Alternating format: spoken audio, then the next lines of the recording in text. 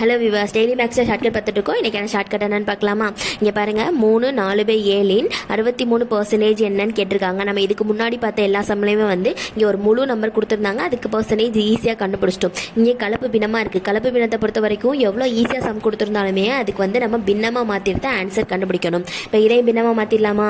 7 3 multiple பண்ணோம்னா 21 வரும். இந்த 21 கூட ப்ளஸ் 4 பண்ணோம்னா 25 வரும். அப்போ 25/7 வந்துருமா? அப்படின்னு நம்ம மாற்றியாச்சு. இப்போ இதுக்கு ஈஸியாக என்ன பண்ணிடலாம்? பர்சன்டேஜ் கண்டுபிடிச்சிடலாம். 63% தான் கண்டுபிடிக்க போகிறோம்.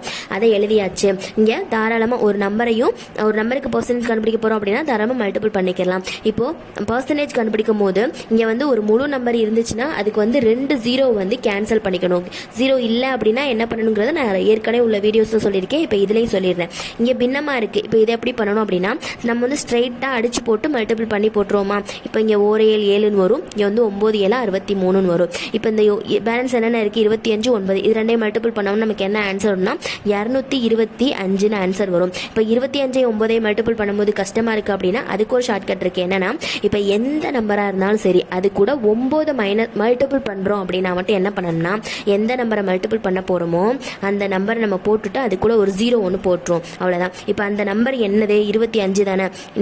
இப்போ என்ன நம்பர் கூட 0 போட்டிருந்தோமோ அந்த நம்பர் கூட நம்ம மல்டிபிள் பண்ண போகிற நம்பரை வந்து மைனஸ் பண்ணிடலாம்.